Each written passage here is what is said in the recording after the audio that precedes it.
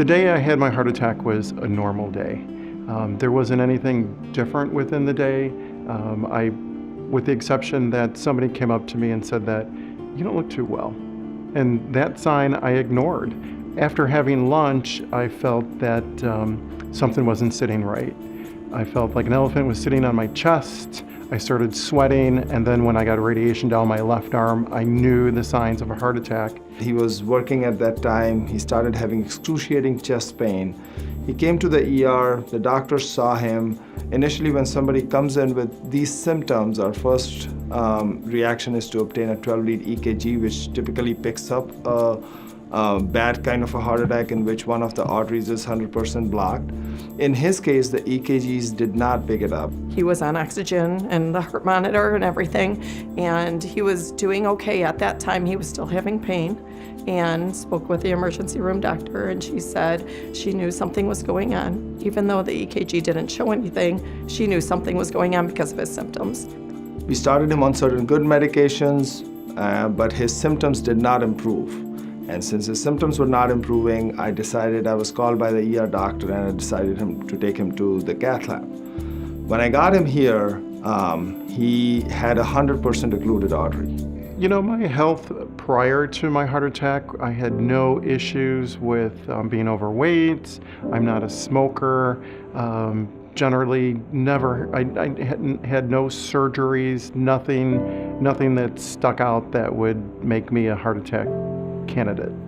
There was 4 blockages, and so they had to stent that immediately, and it was very extensive, and even Dr. Singh said he couldn't believe, with Dan being 54 years old at that time and a healthy adult, that he had so much blockages. So putting everything together, he had something we call multi-vessel disease, that more than 3 arteries are blocked or have significant blockages. The gold standard of dealing with patients who have multi-vessel disease is to undergo what we call as coronary artery bypass graft surgery, which means that you do surgical revascularization. You take either the arteries from the collarbone or veins from the legs, and instead of putting in stents, you create bypass grafts. The surgery, as I remember laying on the cart, being rolled into the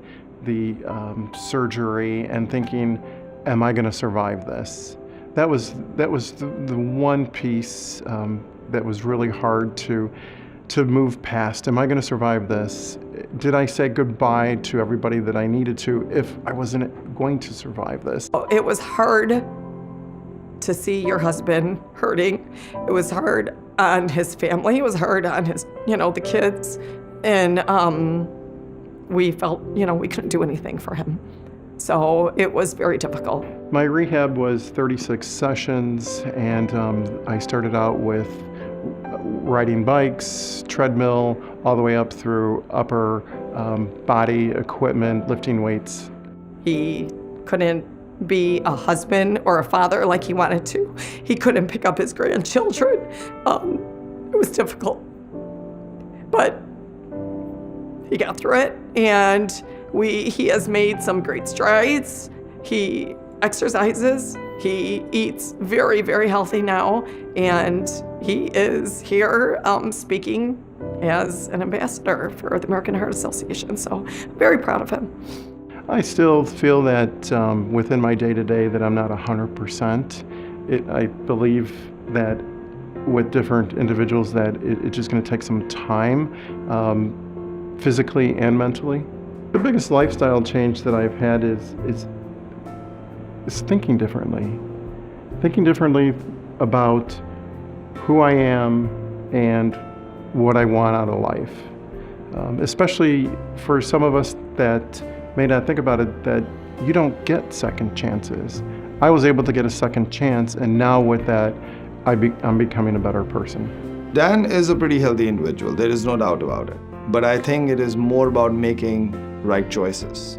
The American Heart Association and all the studies we have done, they recommend people doing exercise, strenuous exercise, at least 5 times a week for about 40 minutes. Make healthier choices.